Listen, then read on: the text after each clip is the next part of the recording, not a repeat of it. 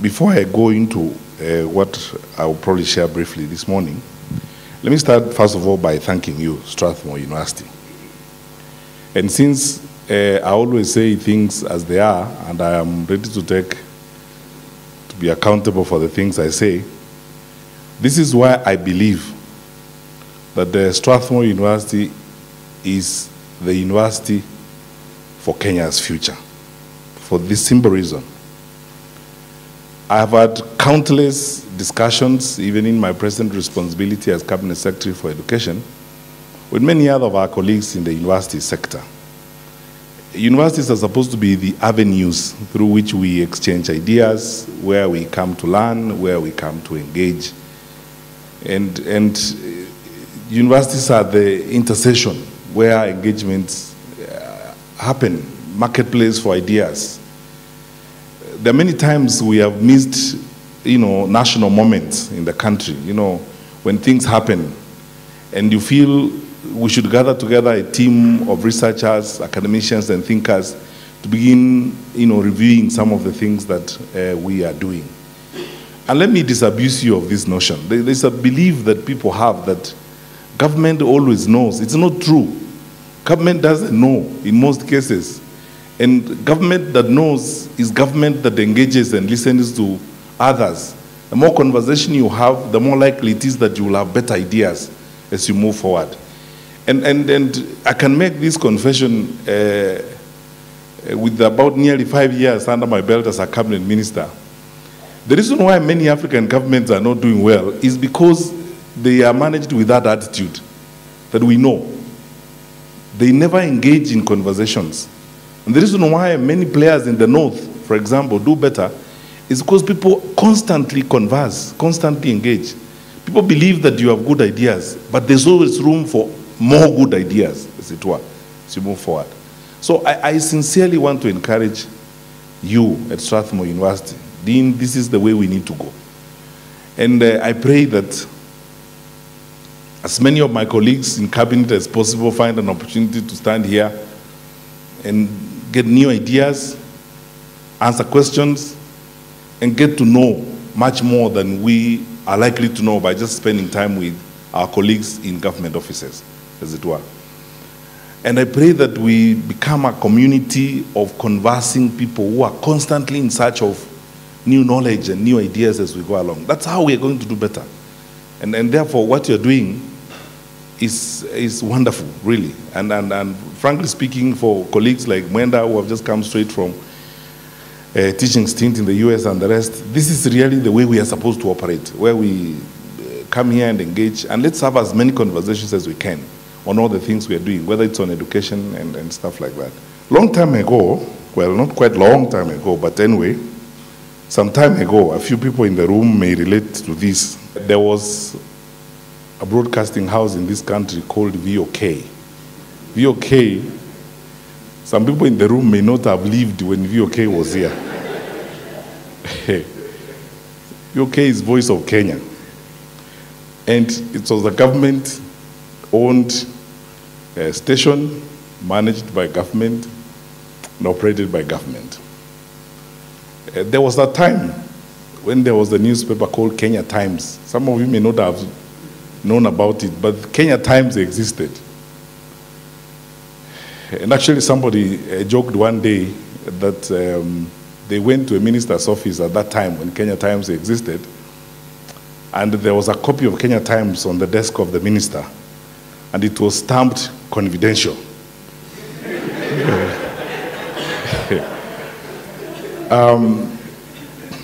It was Kenya Times, which in most cases spoke about government stuff, but even then it was meant to be confidential. Anyway,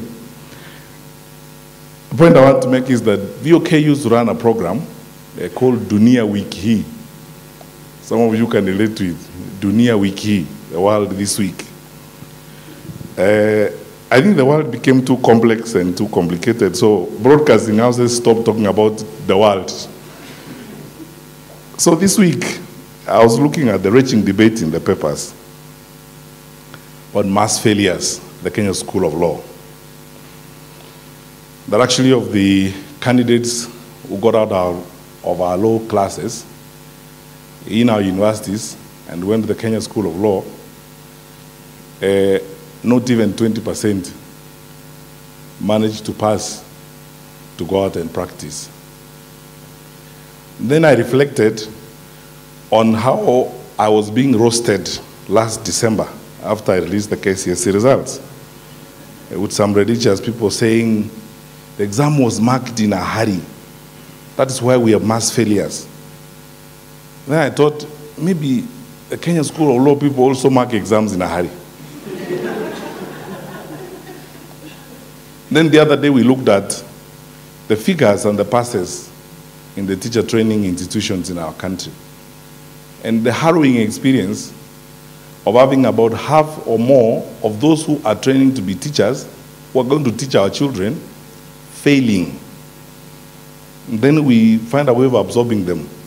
And then for some reason, we imagine that after they have failed, they will now shape our children very well.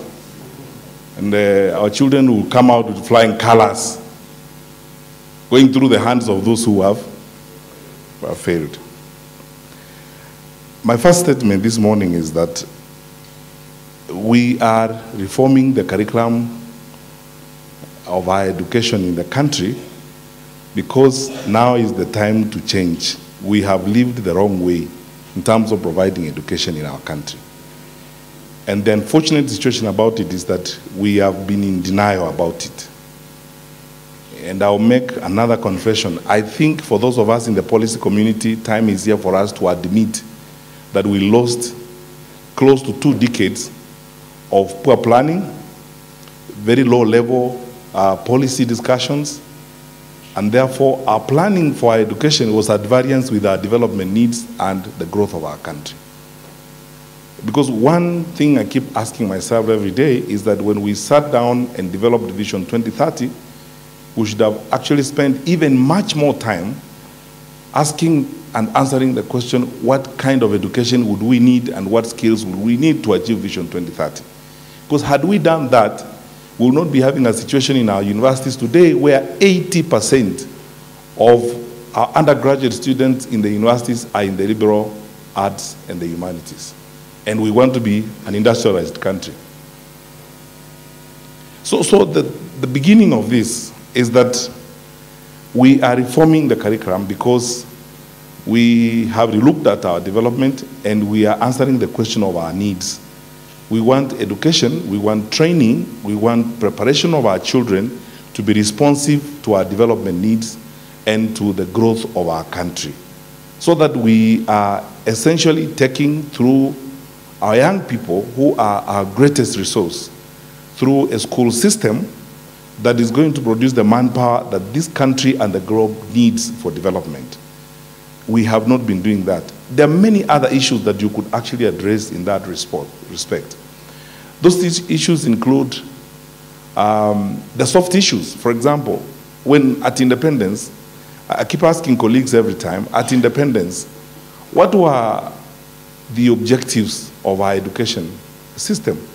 One of them was that education was intended to lead us to national integration. Are we integrated as a country? Why do we have village universities where villagers come and tell us that for someone to be appointed vice chancellor, the first qualification is that they must come from that tribe. Anything else follows thereafter. You must come from that tribe where the university is based. Are we integrated as a community? And actually, if you went down the objectives of our education at independence, immediately we became independent in 1963. The focus was we are developing manpower to take over our economy from the colonialists so that we can develop our country.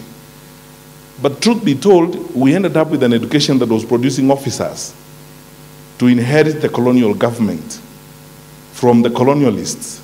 So we began an education system that would produce officers, that would produce clerical staff, that would produce black Kenyan masters and bosses, as it were. That ideology has moved with us for a long time. That's why people are dying to go to the university and get a degree no matter what. And even if they actually probably do not know what they are going to do with the degree, as long as They put on a gown, they attend a graduation ceremony, they have a party, and they bring people from their village with matatus and leaves. Without even posting to say, okay, what is this going to do to me in the long run? So we are also reforming the curriculum because our ideology of education must change with the time. We are not equipping ourselves to be officers. We are not, the country does not need officers.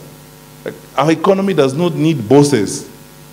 Our economy needs skilled people who are productive enough. In fact, my colleague Joe Musheru told me something the other day when we were having a discussion on Ajira, the digital online jobs program. He said, you know, for a moment, Fred, do you know the world is looking for skills. We're looking for skilled people who can add value, who can do things. So private sector companies in India can hire Kenyan ICT graduates or Kenyan kids in ICT based in Westlands to do a lot of back-end work for them, and they'll make money because the world is looking for skilled people who can add value to the economies. When the Minister for Migration for Canada was here the other day and we were having a discussion, and he was saying the reason why some governments and countries in the north, like in Canada, are opening up for migration, and if you notice very clearly, when they open up for migration and for those who are moving, they're looking for skilled people. Because they say the economies are growing, and they're looking for manpower to support their economies. That is why, if you are a trained nurse, you're almost guaranteed, because people are looking for those who are going to participate in the economy. So we are reforming the curriculum because the ideology of our education must change and be responsive to where we are moving to. So we are talking about skills, you're looking for competencies. That's why our new proposed curriculum is a competence-based curriculum. We want people to train to acquire skills. We want people to develop their talents. And our education curriculum is going to open up pathways so that you can be a very gifted athlete. We help you to further that talent, and it becomes a skill, and you can earn from it, and it can contribute to community, as it were. I wonder, with the challenges we have of unemployment in our country, and in most of sub-Saharan Africa, how is it that we are not exporting manpower as rapidly as Philippines is doing? Many of you have gone to the Middle East. You see the number of Filipino workers in the Middle East. That's where the economy is growing. And they're exporting manpower because they have identified the skills that are needed by the global economy, and therefore training in those areas to be able to supply the global economy. So we're changing the curriculum because of that. And we are reforming the curriculum so that we emphasize more on competencies. We are reducing the emphasis on a too academic program. And you see, the reason why our education system has been almost crazy about the exams is because it's too intellectual, it's too academic.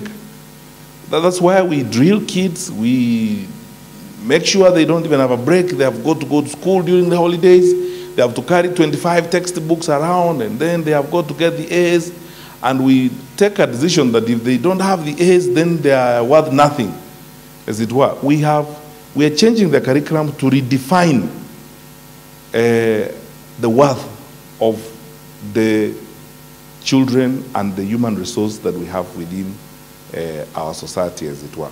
And therefore, that's why we are emphasizing more on a competence-based curriculum. I know that the debate has been so much about C+ and above and going to university. And so, you know, we have been excoriated for not manufacturing enough students for the universities. Because say, oh, what is going to happen now to the universities? This Matiang'i man now is messing up our business completely. There won't be enough students to the universities. You hear such silly things. There will not be enough students for the universities. It's as though our education system is supposed to manufacture enough students for the universities, as it were. That's not the case. We are working very hard, and if you look at the way we have structured this, The emphasis really is to provide an opportunity to grow multiple skills on multiple frameworks. Because if this is what we are thinking, we are not going to be asked questions about whether or not we have manufactured enough students for the universities. It is a question of, have we developed enough skills for our needs? Because I would rather somebody asked me that question, and I would say, I am guilty as charged. Our education system hasn't actually produced enough skills for the needs of our development, but not whether or not we have manufactured enough students for our universities, as it were. Because let me ask you guys, and you people know this for sure. I mean, we are importing welders. You know, we're importing welders. It's a fact of life. Everyone knows that. We're importing welders. I acted briefly at the Ministry of Housing and Urban Development. One challenge as we move towards, and that's why the President has been pushing us so much in TVET, is because as we think about 1 million houses, we also think about plumbers and artisans, whom we don't have. Don't have enough of those. So ask us, have we manufactured enough, of those people who are going to be responsible and important for our environment? Not have we manufactured enough students for our universities, so that an array of all these skills that are available and that could be acquired as we train our children are availed to them. We acquire the competencies that we need for our development. Two more things I want to say on the case for reforming our curriculum. And I won't worry so much about the nuts and bolts about, we have now done the pilot and we're doing a pilot for a whole year to do this. Everything that must be done has been done. I can confirm to you, we started this in 2012. We're collecting data and working on this. We've had meetings.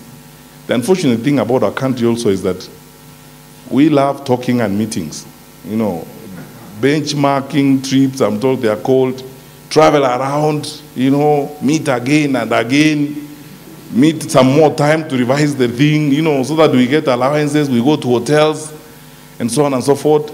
We waste so much time. I think the process of reforming our curriculum has benefited greatly from a cross-section of Kenyan expertise, and Sarah would even talk some more about it.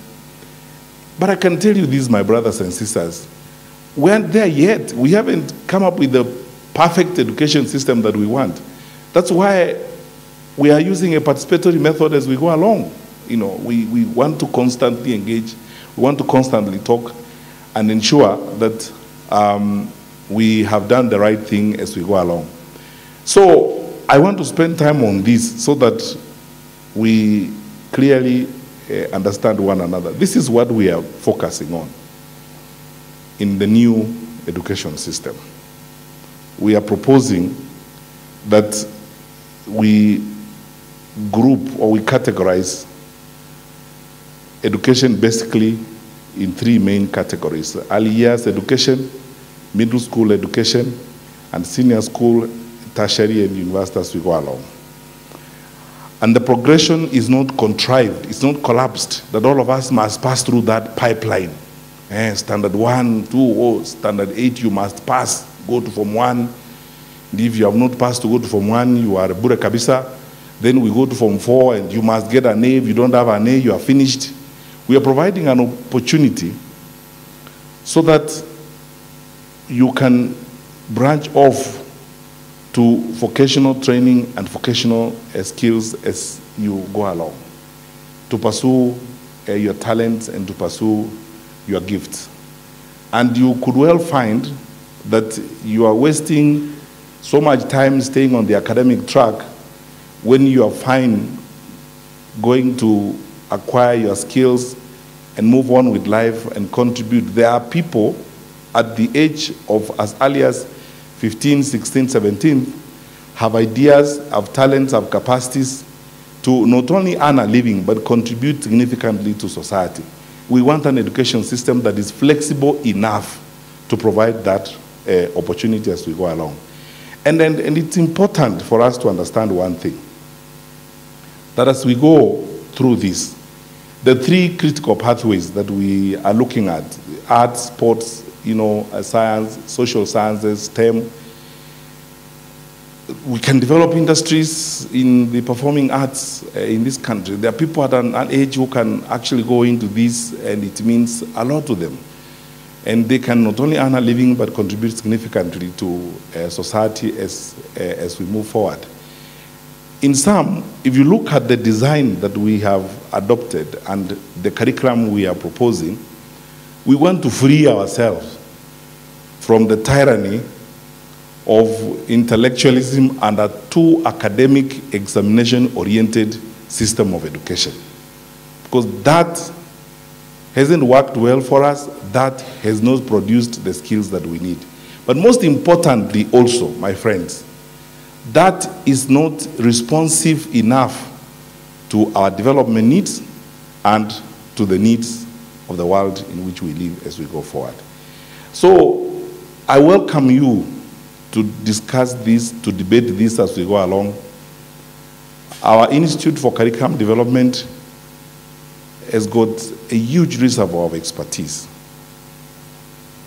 A huge number of people who are conducting research, curriculum experts, and people are working on this and looking at how we can best ensure that our schools are truly learning environments. We are not taking everyone to school to drill them to be an officer in the long run, or to be a white-collar employee, as it were. I want to say two things before I take my seat. One, throughout our country, I don't know whether you see this, I see it, and I believe we have all experienced it as we go along. Many of our people, very educated people and so on, why do we have highly educated people, or so we think, practicing tribalism? Those ones who say our man must be the vice chancellor, they include PhD holders. That is it. I want to be a sincere public servant and tell you this. We have a serious problem of ethnicity in our universities, public universities. The country, serious problem. Some public universities can hold a fully fledged faculty meeting in one ethnic language. And those are holders of degrees. They hold master's degrees, PhDs, and so on.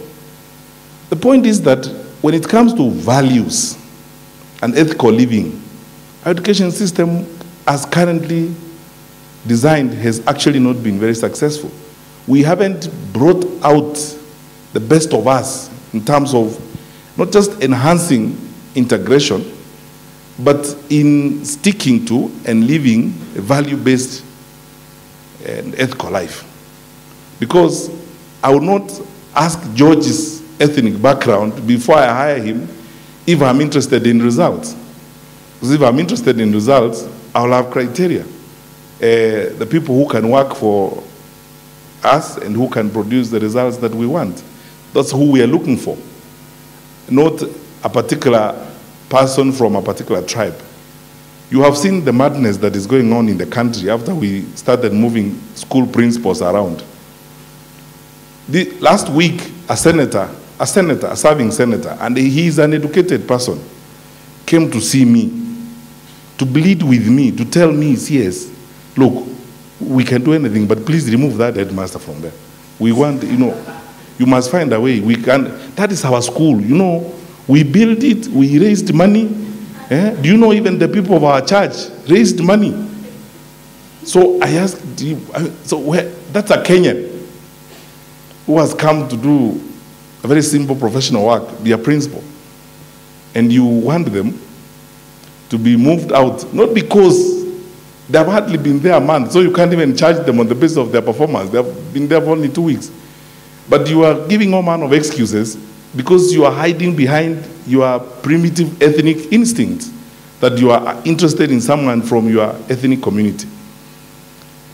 So that's why our new curriculum is going to also emphasize more on values, nationalism,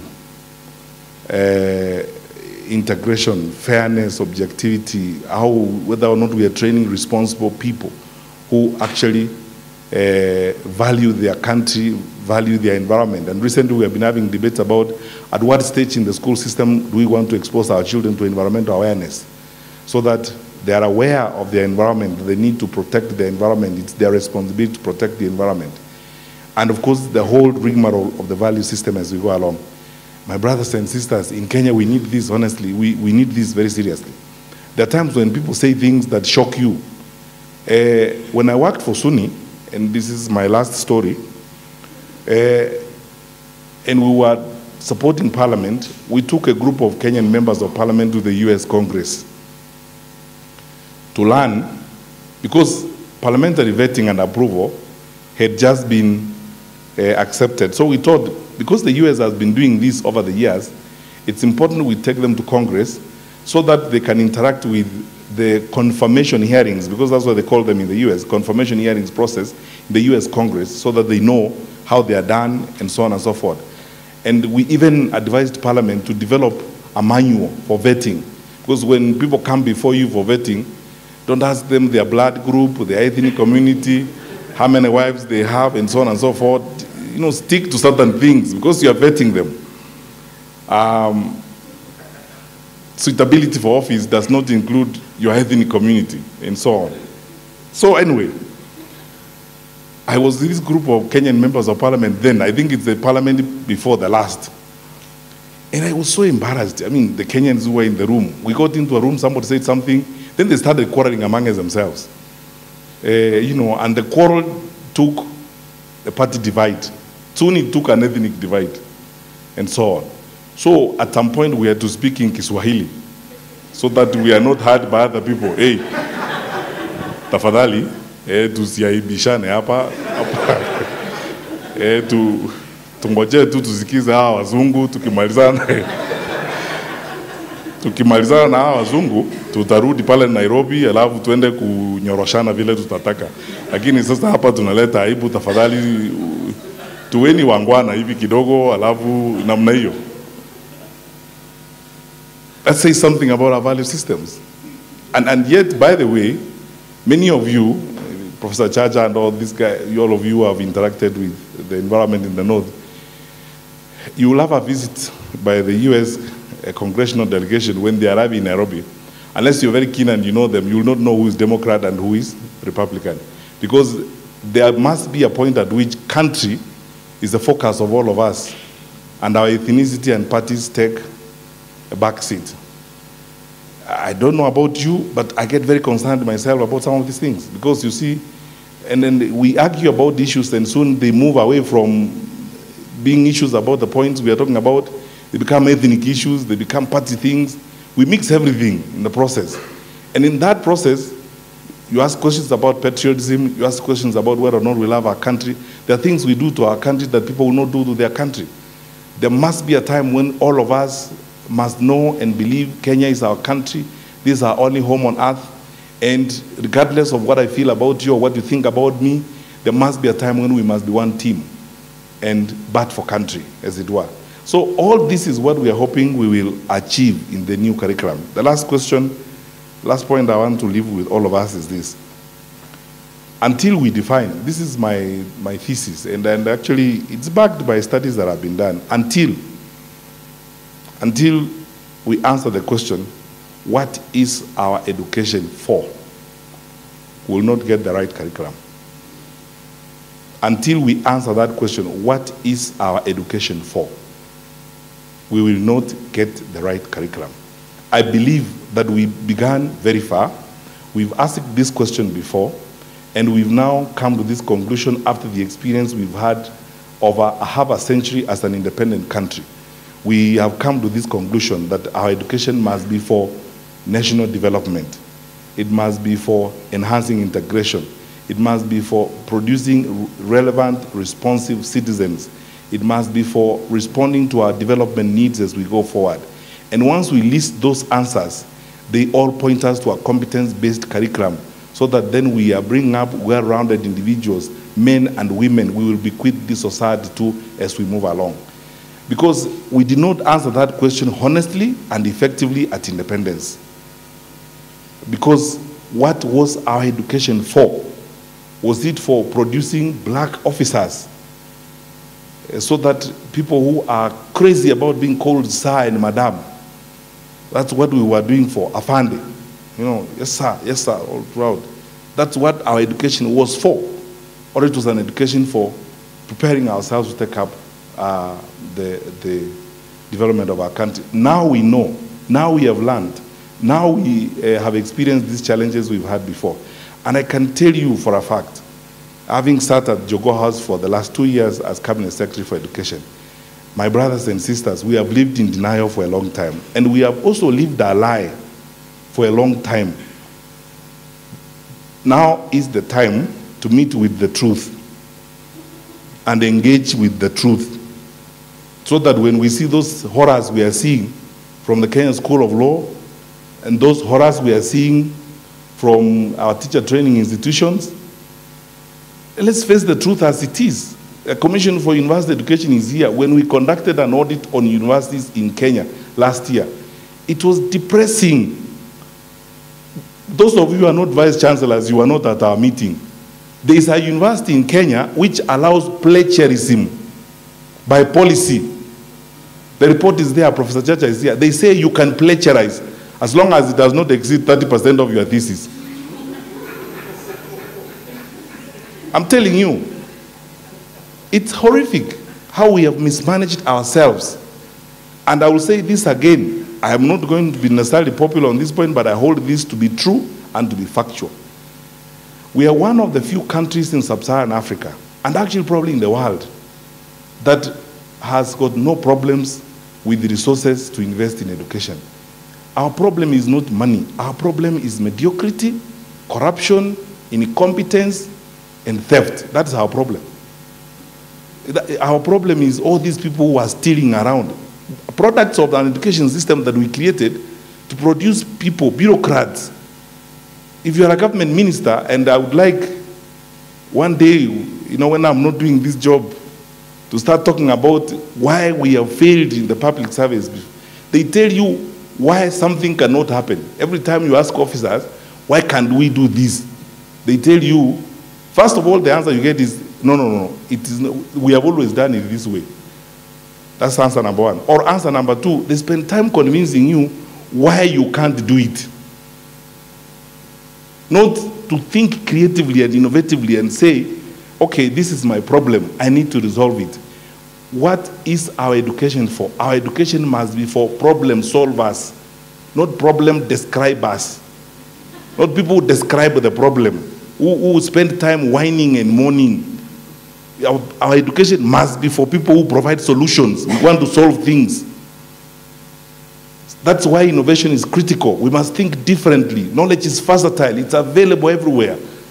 And as we go along, our teachers who are not part of that thinking will fall by the wayside, because we are moving to a learner-centered learning environment where learners will access knowledge, they will access education, they might probably have more information by the time they walk into the classroom than the teacher, if the teacher is not working very hard.